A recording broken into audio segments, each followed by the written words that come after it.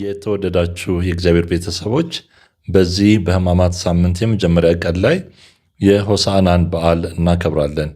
የሆሳዕና በዓል ብዙ ጥልቅ ትርጉምን የያዘ በዓል ሲሆን ከሁሉም በላይ ደግሞ የዚህ የሕማማት ሳምንት የመጀመሪያው ቀን ሆኖ ሊሆን ላለው ነገር መክፈቻ ሆኖ እናገኘዋለን። በዚህም ሁኔታ መጀመሪያ ላይ እንደ ርዕስም ስናየው ወንጌላዊ ላይ የምናገኘው ርዕስ ብዙ ጊዜ ኢየሱስ በታላቅ ክብር ወደ ኢየሩሳሌም ገባ የሚል ሆኖ እናገኘዋለን። ይሄ ታላቅ ክብር ከዘላለማዊነት ጋር የሚያነካከው አይደለም። ኢየሱስ ከሰው ክብርን የሚሸምት አምላክ አይደለም። ከሰው ክብር ተሰጠው ጎደለበት የሚሆንለት አምላክ አይደለምና፣ ነገር ግን የእሱ ክብሩ በዮሐንስ ወንጌል ላይ በተለይ ጎልቶ እንደሚነገረው የመስቀል ሰዓት መከበሩ ነው።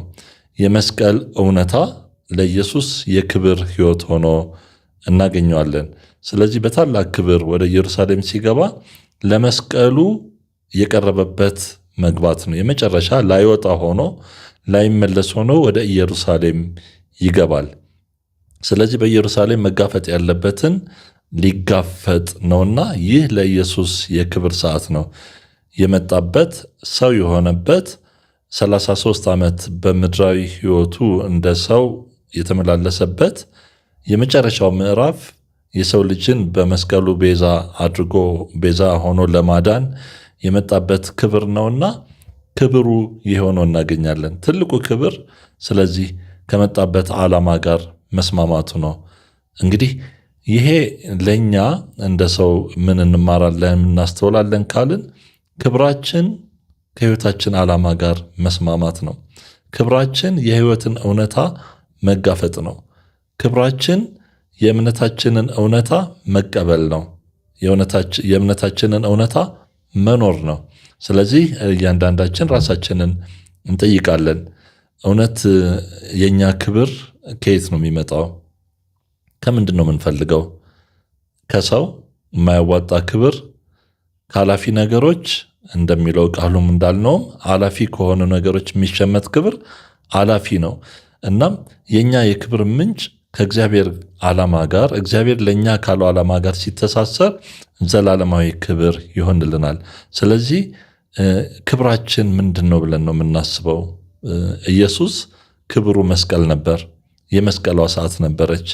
ያቺ የሕይወቱ ዓላማ በዛ አልፎ የሚገኘው የትንሣኤ መገለጥ የትንሣኤ እውነታ መንገድ ነውና መስቀሉ ክብሩ ነበር።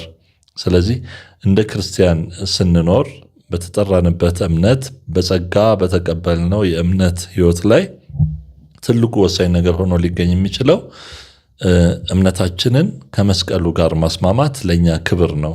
ክርስትና ራሱ ክርስቶስ እንደኖረውና እንዳስተማረው መስቀልን የሚይዝ እምነት ነው። አትታመሙ፣ አትሙቱ፣ ችግር አያገኛችሁ የሚል አይደለም። በማርቆስ ወንጌል ምዕራፍ 8 ቁጥር 34 ላይ ክርስቶስ ራሱ ይላል፣ ማንም ሊከተለኝ ቢወድ ራሱን ይካድ መስቀሉንም ተሸክሞ ይከተለኝ ይላል። ስለዚህ ክርስቶስ ያንን አድርጎታል። ለእኛም ክብር የሚሆንልን በእውነት በሕይወታችን የሚገኙ እክሎችን ስለ እምነታችን ጸንተን ስንጋፈጣቸውና ትርጉም ሰጥተን በክርስቶስ ዓይን ስናያቸው ለእምነታችን መጠንከሪያ ስናደርጋቸው እንደሆነ እንማራለን። ስለዚህ የመጀመሪያው የክርስቶስ ክብር እንዳልነው በአጀብ ሰዎቹ ልብሳቸውን አንጥፈው ዘንባባ ዝንጣፊ ገንጥለው ስለተቀበሉት አይደለም። ትልቁ ክብር የመስቀልን እውነት የመጋፈጥ ሁኔታ ነውና እኛም ክብራችንን እናያለን። ክብሬ ምንጩ ምንድን ነው? ክብሬ ከየት ነው? ክብሬ የምለው ነገር ከየት ነው የምፈልገው? ከእምነት የሚገኘው ክብር እውነታን መጋፈጥ ነው። እንዳልነው ለክርስቶስ መቆም የሚያስከፍለውን ዋጋ በዕለታዊ ሕይወት ውስጥ ክርስትናን የምመሰክርባቸውን አጋጣሚዎች የሚከፈለውን ነገር እየከፈልኩኝ የመኖር ጥሪ እንደሆነ እናያለን። ስለዚህ በዚህ ክብር ኢየሱስ ወደ ኢየሩሳሌም ገባ እንዳልነው ላይመለስ ሆኖ ይገባል። ከፊት ለፊቱ ያለውን የመስቀል ስቅላት ለመቀበል ይገባል። ይህ አገባብ ጥልቅ የሆነ ትርጉም ያለው ሆኖ እናገኘዋለን። ክርስቶስ ወደ ኢየሩሳሌም ሲገባ ታሪካዊ አንድምታ ላይ ስንሄድ ክርስቶስ የገባው በስተምስራቅ በኢየሩሳሌም በስተምስራቅ በሚገኘው በር አይሁዳውያን መሲህ ሲመጣ ይገባበታል ብለው ሰርተው አዘጋጅተው በነበረው በር በዛች ዕለት ይገባል። እናም ይህ በር ትልቅ ምልክታዊ ነው። በመሰረቱ ምስራቅ ስንል ለእኛ የሚያሰማልን ብዙ ነገር አለ፣ የሚያስረዳን ብዙ ነገር አለ። ምስራቅ እንግዲህ ኢየሱስ የገባበት አቅጣጫ መሲህ ይመጣል፣ ክርስቶስ ይመጣል ብለው የሚጠብቁበት በር ነው። ነገር ግን በተመሳሳይ ሰዓት ደግሞ በዛችው ዕለት በስተምዕራቡ በሚገኘው በር ቄሳር ይገባ ነበር። ንጉሥ ቄሳር በብዙ አጀብ፣ በብዙ ግርግር፣ በብዙ ፈረሶች፣ በተቀለቡ ፈረሶች ወታደራዊ ብቃቱን የሰራዊቱን ጉልበት በሚያሳይ ትርኢት ወደ ኢየሩሳሌም ታጅቦ ይገባ ነበር። በዚህ በኩል በምስራቅ ኢየሱስ ይገባል፣ በምዕራብ ቄሳር ይገባል። ኢየሱስ በውርንጫ ላይ ተቀምጦ ይገባል። ቄሳር በፈረስ በሰረገላ ታጅቦ በወታደሮች ታጅቦ ይገባል።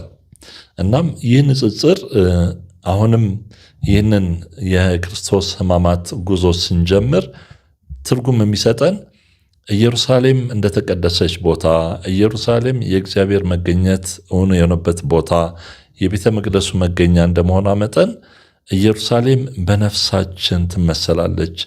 ነፍሳችን የእግዚአብሔር ክብር ማደሪያ የእግዚአብሔር መገኛ ሆኖ ሳለ ነገር ግን ለኔ የሚሏት ሁለት ኃይሎች እንዳሉ እናያለን። የፈጠራት የሚያፈቅራት የሚያድናት ኢየሱስ የኔ ማደሪያ ይሆናል፣ ቃሌን ብትሰሙ እኔና አባቴ መተን ማደሪያችንን በዛ እንሰራለን ያለው ኢየሱስ፣ እንደገና ደግሞ ሰይጣን ይህችኑ ነፍስ ሲቀራመታት ሊዳበል ሲፈልግ እናያለን። በዚህ በኩል ቄሳር፣ በዚህ በኩል ኢየሱስ ለኢየሩሳሌም እንደሆነ ሁሉ ዛሬም ነፍሳችን ላይ እንደዚህ አይነት ግብግብ እናያለን። ኢየሱስ በትህትና በማያስጨንቅ መልኩ፣ በማያታልል መልኩ፣ በማይዋሽ መልኩ ወደ ነፍሳችን ይገባል፣ ወደ ራሳችን ይጋብዘናል። በሌላ በኩል ሰይጣን በትዕቢት በጉራ ይሁን በማለት በጊዜያዊ ነገሮች በመሳብ ጊዜያዊ ነገርን በመሸመት ይገባል።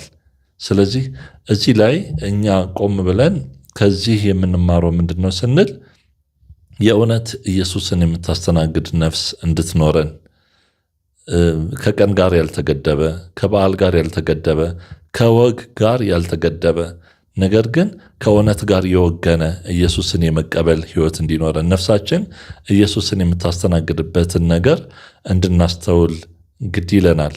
ስለዚህ በምስራቅ በኩል የሚገባው ኢየሱስ በዛች ዕለት የራሱ አጃቢዎች ነበሩት። መሲህን አፈቃቸው።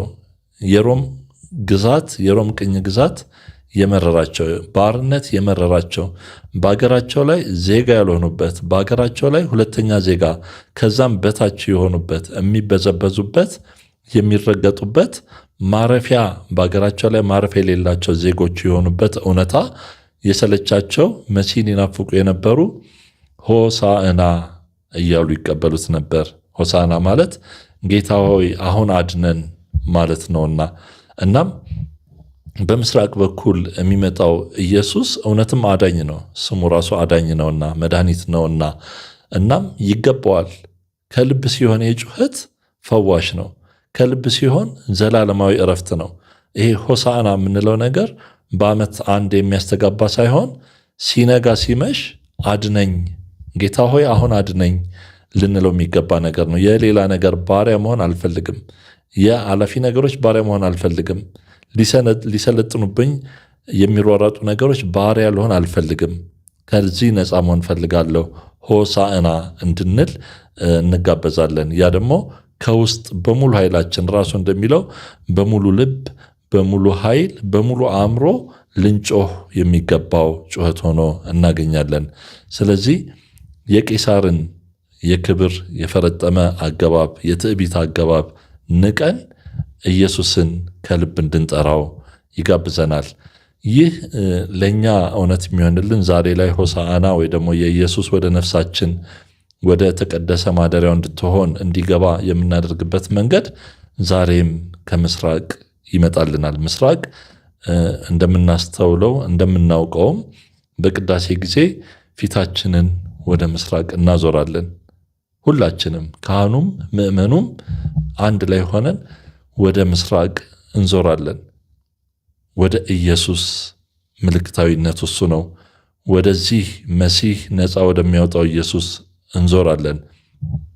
እውነትም ደግሞ ፊታችንን ባዞርነውና በቆምንባት ቅጽበት ያ በመስዋዕተ ቅዳሴ ኢየሱስን ሲከስትልን እናያለን። ኢየሱስ በቅዱስ ሥጋውና በክቡር ደሙ ሲገኝ እናያለን። ስለዚህ ያ ምዕራቡን ትተን የጨለማውን በር ትተን የትዕቢት፣ የእብሪት፣ የማን አለብኝነት ወይ ደግሞ ቄሳር እኔ የእግዚአብሔር ልጅ ነኝ የሚልና ሕዝቡም የእግዚአብሔር ልጅ እያለ የሚጠራውን የውሸት ሞቶ ታሪክ ለሆነው ሰው ለሱ ሳይሆን ለዘላለማዊ አምላክ ትሑት ሆኖ ዛሬም ለሚናገረን ለሚጋብዘን ለኢየሱስ እንድንገኝ ወደ ምስራቅ ዞረን እንተጋለን። ስለዚህ ይህ መስዋዕተ ቅዳሴ ላይ የምንለማመደው ልምድ የሕይወታችን ዘላለማዊ እውነታ ነው። ኢየሱስን በመጠበቅ ወደ ምስራቅ ቆመን ኢየሱስን በመቀበል ኢየሱስን በማግኘት እንድንኖር እንጋበዛለን፣ እንጠራለን። ስለዚህ ምስራቅ በር እርግጥ እንደ ታሪክ ዛሬ ላይ በኢየሩሳሌም ያ በር ከተወሰኑ ዓመታት 600-700 ዓመታት ወዲህ ታሽጎ ያለ በር ነው። ታሽጎም ግን የምህረት በር ይባላል። ያውቁታል፣ አይሁዳውያን ያውቁታል። በዛ ሆነው ይማጸናሉ፣ በዛ ሆነው ያለቅሳሉ፣ በዛ ሆነው ምህረትን የአምላካቸውን ምህረት ይጠይቃሉ። ያ የምስራቅ በር አሁንም ለነሱ ተስፋቸው ነው። የመሲህ መምጫ ተስፋቸው ሆኖ እናገኘዋለን። ስለዚህ የእኛም ተስፋ በትክክል ክርስቶስ ራሱ እንደሚለን በቅዱስ ሥጋውና በክቡር ደሙ የሚገኘው በቅዳሴ እውነታ የምናገኘውን ይህንን ምስጢር ስናከብር ልክ ይሄ የመማር የምህረት ፍቅር የምህረት የይቅርታ ናፍቆት ነፃነሽ የሚለውን ቃል የምንሰማበትን ናፍቆት ከዚሁ ምስጢር ከምስራቅ እናገኛለን። ስለዚህ ይህ የዚህ ጥልቅ ምስጢር እውነታ ዛሬም ላይ ኢየሱስ ወደኛ እንደሚመጣ የሚመጣበትን እውነታ ደግሞ የማስተናገድ ምርጫ የሚጎተጉት ሌላም ነገር እንዳለንና በዚህ በኩል እንዳልነው ነፍሳችንን የሚቀራመት ነፍሳችን ላይ የሚቋምጥ ጠላት እንዳለንና በዚህ በኩል ደግሞ ሊያድነን በስስት በጉጉት በፍቅር በትህትና የሚጠራን ኢየሱስ እንዳለ አስተውለን ኢየሱስን ግባ እንድንለው በሆሳና ስርዓት ላይም እንዳስተዋልነው እንደምናስተውለው በእኛ ስርዓት ሲቀደስ ስናስተውል ዲያቆን ዑደት ሆሳና ላይ ዲያቆን ከውጭ ሆኖ ካህናት ከውስጥ ገብተው በር ያንኳኳል። በሩን ክፈቱ፣ በውስጥ ያላችሁ ያው መኳንንት ይላል ከመዝሙረ ዳዊት የተወሰደ ስለሆነ ካህናትን እዛ ጋር አገልጋዮቹን በውስጥ ያሉትን በሩን ክፈቱ ይላል። የንጉሱ መግቢያን መኮንን የሆነውን ገዢ የሆነውን መስፍን የሆነውን የክርስቶስ መግቢያ የሆነውን በር ክፈቱ ይላል። 3 ጊዜ ከተደረገ በኋላ ይህ ንጉስ ይግባ፣ ይህ የክብር ንጉስ ይግባ እያሉ ካህናት በሩን ይከፍቱታል። በዚህ ጊዜ ምዕመናን በዛው በር ይገባሉ። ይሄ ምልክታዊ ነገር ለሕይወታችን ወሳኝ ነው። ይህ ሕማማት ሳምንት ኢየሱስ ወደ ልባችን እንዲገባ የሚያንኳኳው ኢየሱስ ይህ ንጉስ ከውጭ የቆመው ንጉስ ወደ ውስጥ እንዲገባ የምንጠየቅበት ሳምንት ነው። ለቄሳር የከፈትነው በር ካለ ለቄሳር በራችንን እንዝጋ። የውሸት ሳይሆን እኔ እግዚአብሔር ልጅ ነኝ የሚል የሚመካ እንደማያሻግር ለራሱ የማይዘልቅ ራሱ ታሪክ ሆኖ ለሚቀር የከፈትነው የልባችን የነፍሳችን በር ካለ እሱን ዘግተን ለዘላለማዊ ንጉስ እንዳልነው በውርንጫ ትሑት ሆኖ ለሚመጣው ንጉስ እንድንከፍት ዛሬም የእግዚአብሔር ቃል ይጠራናል። ስለዚህ ይህንን ሆሳና ስናስብ ምን እናድርግ? በእኛ በኩል እንግዲህ ወንጌሉ ላይ አንዳንዶቹ የዘንባባ ዝንጣፊ የዛፍ ቅርንጫፍ ቆርጠው፣ አንዳንዶቹ ልብሳቸውን አንጥፈው። ልብስ ማንጠፍ ማለት ማንነትን ማንጠፍ ነው።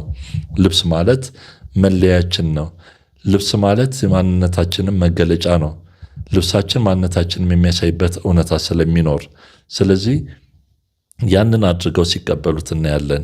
ዛሬ እኛ ኢየሱስን እንደዚህ እንዳልነው ትሑት ሆኖ በውርንጫ ላይ ሆኖ የሚመጣውን ኢየሱስ በተለያየ መልኩ በጉልበት የማይመጣውን ነገር ግን የሚጋብዘንን የሚጠራንን ኢየሱስ ለመቀበል ምን እናቅርብለት? ምን እናድርግለት ካልን እነሆ ነፍሳችንን እንክፈትለት። እነሆ የሕይወት ዕቅዳችንን እንስጠው። እነሆ ጉልበታችንን እንስጠው። እነሆ ፍቅራችንን እንስጠው።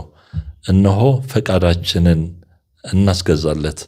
የኛ ዘንባባ እሱ ነው። ዛሬ ላይ የኛ የምናነጥፈው ልብስ እሱ ነው፣ ልባችን ነው።